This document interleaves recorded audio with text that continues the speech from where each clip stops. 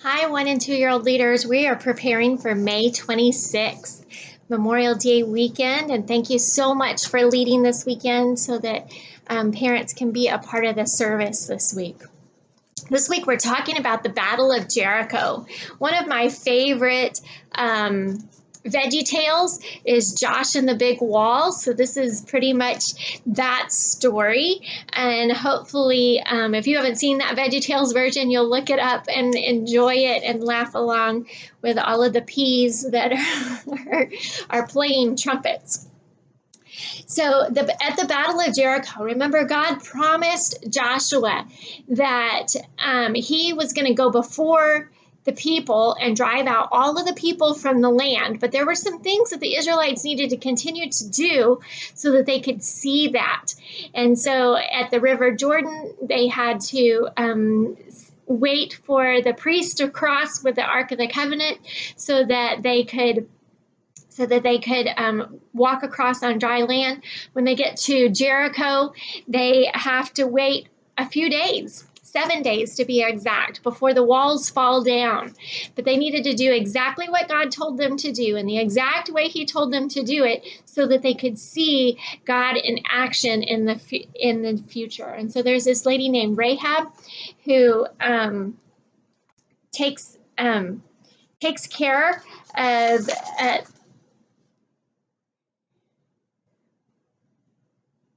She welcomed some of Joshua's spies and she took care of them. And so God spared Rahab when the walls came down from Jericho. The Israelites fought the Battle of Jericho by faith. You can look in Hebrews 11:30 to see the New Testament, how the New Testament tells us what had happened then and how God had designed that for us to see the Savior coming. And then by faith, the Israelites fought the Battle of Jericho. They walked around the walls. They walked around the walls. They walked around the walls. And then on the seventh day, they walked around the walls. They stood. They yelled. They blew their trumpets. And then the walls came down. And God told them, do not take anything from inside of these walls. Do not plunder. Do not take anything. I'm going to take care of you. I'm going to take care of all of the people, but do not take anything from this land. You will get to live in here if you listen to my commands. The people of God fought for Jericho by doing exactly what God told them to do. Remember, we've been talking about sin, and sin is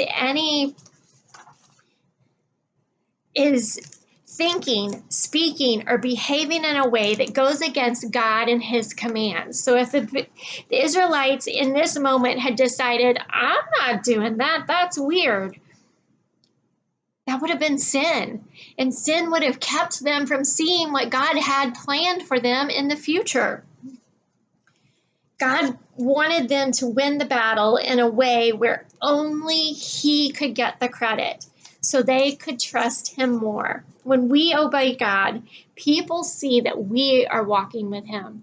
When we obey God, when we continue to do what God asks us to do, when we follow His commands, when we use honoring words, when we have pure thoughts, when we behave in a way that only a Christian would behave, people see God in us. Whether they like that or they don't, they know that that is God.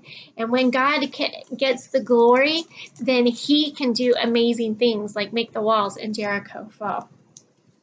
All right, so that's our story for today. Your small group activity, you're going to get to make some trumpets so that you can have your kids try to make the walls fall down. They can color their trumpets, and then if you have a teen leader, maybe they can help you cut it out and put them together so that the kids can get the chance to act out the Battle of Jericho. Your memory verse for this series is trust in the Lord with all of your heart and lean not on your own understanding. In all your ways, submit to Him, and He will make your path straight. Trust in the Lord with all your heart and lean not on your own understanding.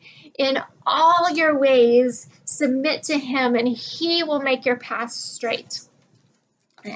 I hope that this is a memory verse that you are committing to memory, because when we remember to put God there, to trust God and not lean on our own understanding, then we are learning to follow God with our whole lives.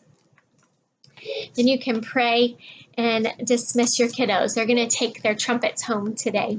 Thank you for leading today. Have a great weekend.